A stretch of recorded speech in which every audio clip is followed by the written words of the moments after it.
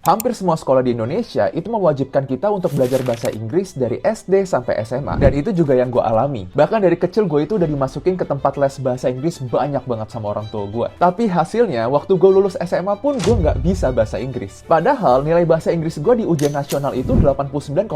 Dari yang gue lihat, gue mungkin mengerti bahasa Inggris, tapi gue nggak bisa menggunakan bahasa Inggris. Dan ini adalah dua hal yang sangat berbeda. Gue bisa ngomong kayak gini karena sekarang gue udah 3 tahun lebih di Belanda. Tahun pertama gue di Belanda, gue itu sangat kesulitan untuk berkomunikasi dengan orang-orang di sini. Untungnya di tahun kedua gue udah mulai nyaman pakai bahasa Inggris, dan sekarang tuh bahkan kalau gue lagi mikir, gue tuh nyampur-nyampur pakai bahasa Inggris dan pakai bahasa Indonesia. Dan satu hal yang gue pelajari dari perjalanan gue belajar bahasa Inggris adalah mau lancar bahasa Inggris itu nggak perlu les, asalkan kalian tahu triknya. Jadi di video ini gue akan membagikan 5 tips untuk bisa lancar bahasa Inggris tanpa mengikuti les apapun. Buat kalian yang punya cita-cita kerja di luar negeri atau lagi persiapan kuliah ke luar negeri, gue harap video ini bisa membantu kalian. Selamat datang di Kelas Tanpa Batas. Tips yang pertama adalah kalian harus benerin pola pikir atau mindset kalian dulu. Ini adalah langkah yang sangat penting, tapi sering dilupakan banyak orang. Banyak orang yang merasa mereka itu nggak bisa bahasa Inggris karena nggak punya bakat. Dan menurut gue sampai level tertentu mungkin ada benarnya. Gue setuju ada beberapa orang yang sangat berbakat dalam mempelajari bahasa asing. Tapi perlu digarisbawahi bahwa bakat itu bukan segalanya. Karena gue adalah orang yang termasuk tidak berbakat belajar bahasa, guys. Jadi hal pertama yang harus kalian cantumkan di otak kalian adalah jangan pernah berpikir bahwa kalian tidak akan pernah bisa bahasa Inggris karena tidak punya bakat. Bahasa itu adalah sebuah kemampuan atau skill, bukan bakat. Dan yang namanya kemampuan itu pasti bisa diasah. Menurut gue belajar bahasa itu sama kayak olahraga. Semakin banyak kita latihan, lama-kelamaan pasti kita bisa sendiri tanpa kalian sadari. Yang penting kuncinya adalah konsisten. Latihan sedikit demi sedikit tapi setiap hari. Dan ketika kita latihan, jangan pernah takut salah, guys. Ini adalah hal terpenting yang pertama kali gue pelajari ketika gue di Belanda. Awalnya itu gue sangat takut latihan bahasa Inggris karena gue takut salah. Dan kalau gue salah, gue bakal malu. Dan ini adalah pola pikir yang bikin gue stuck di situ-situ aja. Kalian gak akan bisa lancar bahasa Inggris kalau masih berpikir seperti itu. Karena pada akhirnya yang gue lihat adalah orang bisa lancar bahasa Inggris bukan karena dia gak pernah salah ngomong, tapi karena dia gak takut salah ngomong. Yang penting adalah kita bisa belajar dari kesalahan kita sendiri. Ada satu kalimat motivasi yang bisa bikin gue pede ngomong bahasa Inggris walaupun gue tahu gue bakal salah. Jangan pernah mentertawakan orang yang bahasa Inggrisnya tidak sempurna, karena itu artinya mereka fasih berbahasa lain. Dan kalimat inilah yang membuat gue pede berkomunikasi pakai bahasa Inggris walaupun salah-salah. Pokoknya ingat, yang namanya belajar bahasa itu butuh banyak latihan. Dan kalau dari awal aja kalian udah takut latihan, kalian gak akan bisa sampai kapanpun.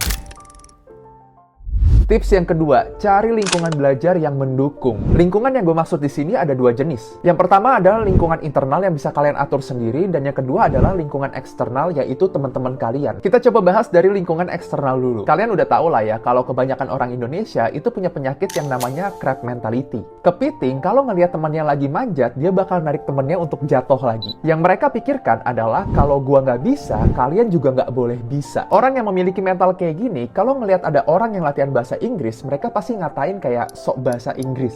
Kalau kalian memiliki orang seperti ini di lingkaran pertemanan kalian, gua saranin kalian menghindar dulu deh. Karena situasi ini sangat berbahaya. Selain bikin kalian gak fokus belajar, pola pikir kalian bisa ikut-ikutan rusak juga. Jadi saran gua, kalau kalian beneran serius pengen belajar bahasa Inggris, kelilingi diri kalian dengan orang-orang yang pengen belajar bahasa Inggris juga, yang pengen maju. Nah, sekarang coba kita omongin tentang lingkungan internal. Lingkungan internal yang gue maksud di sini adalah hal-hal yang berada di sekitar kalian di kehidupan sehari-hari. Contohnya itu kayak lagu, musik, handphone kalian, game, dan lain-lain lah pokoknya. Coba kalian usahakan semua hal-hal yang tadi kita sebutin menjadi berbahasa Inggris. Bikin HP kalian jadi settingan bahasa Inggris. Bikin film yang kalian tonton menjadi subtitle bahasa Inggris. Tujuannya adalah biar kalian terbiasa terpapar oleh bahasa Inggris. Jadi sekarang kalian nggak perlu keluar negeri untuk terpapar bahasa Inggris. Cukup bikin lingkungan Inggris sendiri aja di rumah. Sejujurnya, pertama kali gue bisa berbahasa Inggris itu karena komik.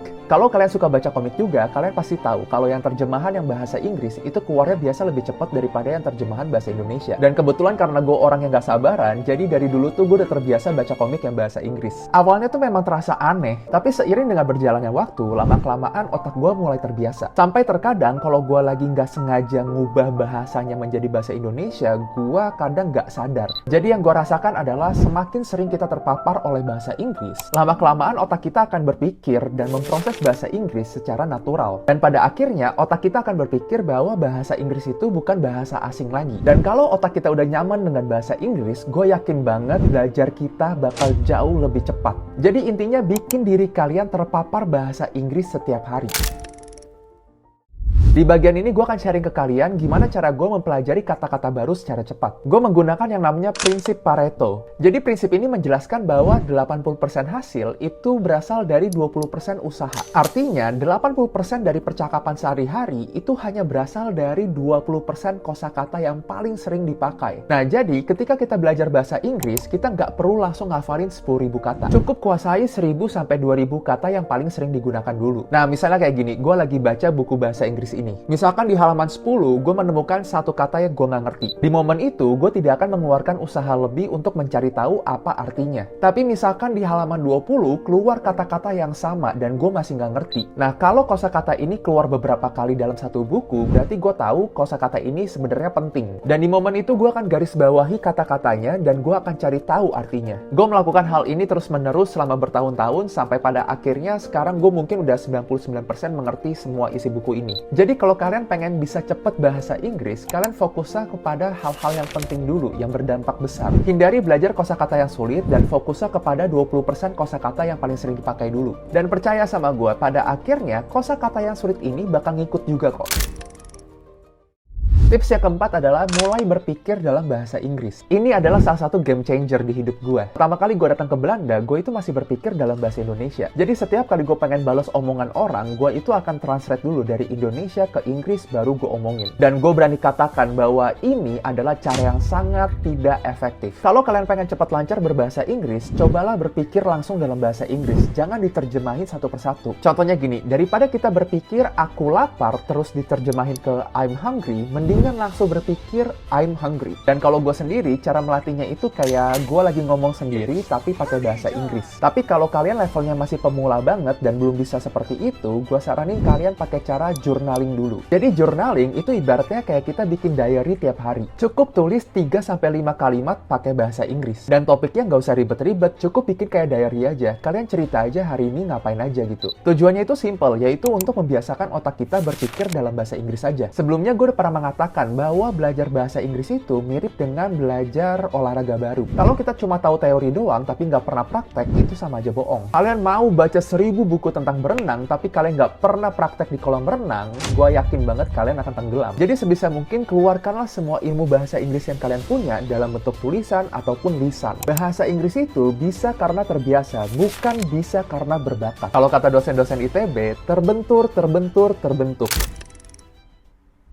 Sekarang kita akan bahas bagian paling krusial, yaitu latihan ngomong. Ada satu hal penting yang gue sadari ketika gue belajar bahasa Inggris. Sering banget kejadian di diri gue, apa yang gue pikirkan dengan apa yang keluar dari mulut gue, itu berbeda. Lidah gue itu sering banget berlibet. Contohnya gue pengen ngomong caramelized, atau artinya terkaramelisasi. Tapi kadang keluarnya tuh caramelized.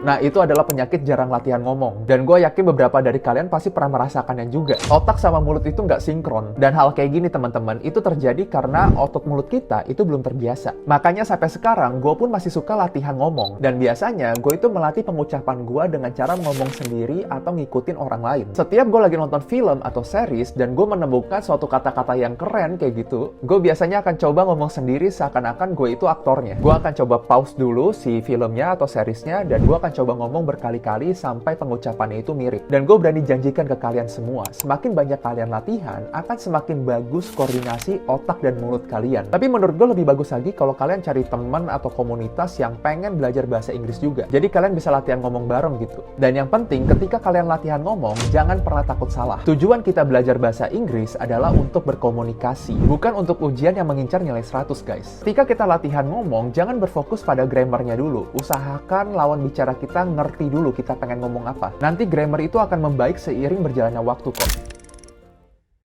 Yang namanya belajar bahasa itu bukan sprint tapi maraton. Menurut gue jauh lebih efektif ketika kita belajar 15-30 menit setiap hari daripada belajar 3 jam tapi cuma seminggu sekali. Untuk bisa berbahasa Inggris, kalian itu nggak butuh bakat, guys. Yang kalian butuhkan itu cuma banyak latihan doang. Cobalah kelilingi diri kalian dengan segala sesuatu menggunakan bahasa Inggris. Dari yang gue lihat, tantangan terbesar dalam belajar bahasa baru adalah ketakutan untuk salah. Dan gue yakin banget, selama kalian masih memiliki mindset seperti itu, bahasa Inggris kalian akan diam di tempat aja, guys, nggak bakal maju-maju. Melakukan kesalahan itu merupakan bagian dari proses belajar. Jadi menurut gue, kalau kalian nggak pernah melakukan kesalahan, kalian nggak akan pernah bisa. Oke, jadi kayak gitu dulu teman-teman. And now you know.